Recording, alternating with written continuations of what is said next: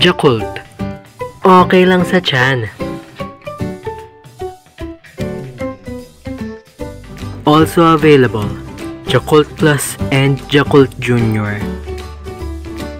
So, yan guys. Ready na akong uminom ng evaporated milk.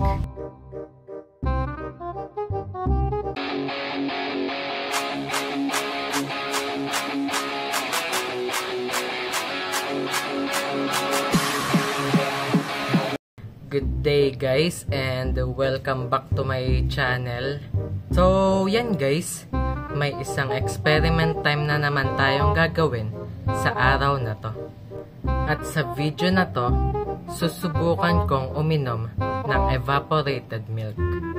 Pero bago ang lahat, don't forget to click like and subscribe to get more crazy content.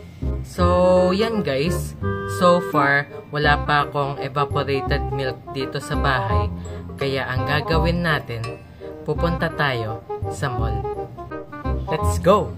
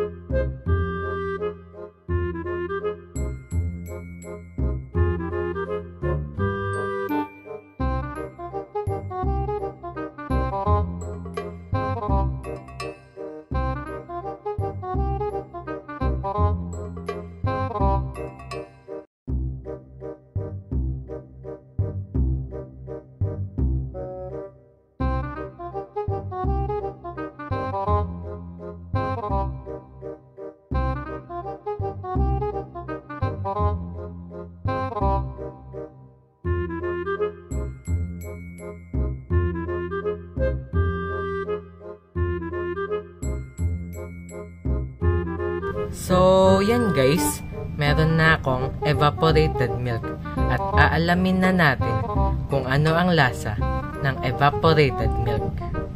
So, yan guys, ready na akong uminom ng evaporated milk.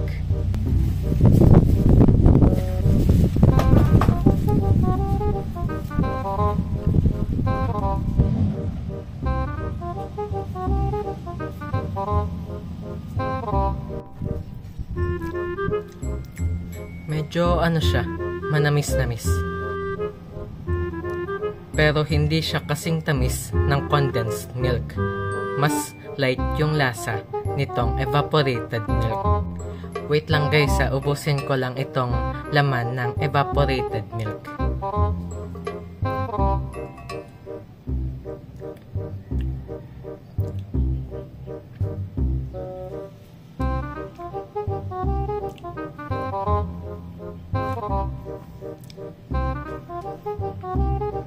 Tignan nyo, ubos na.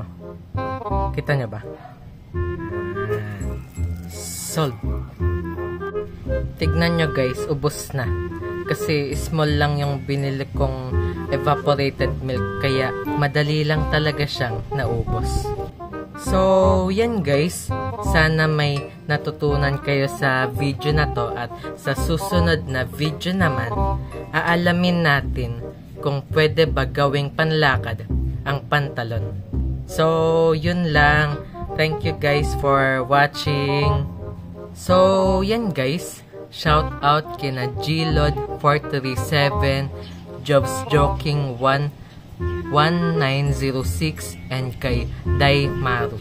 Shout out din kay Emperomero2658 and kay Tinapay D Reborn. At sa mga hindi ko pa na shout out, comment nyo lang yung pangalan nyo sa comment section sa baba at isa-shout out ko kayo sa next video. Shout out din sa mga taong nakakakilala sa akin sa totoong buhay, and shout out kay Lalabs.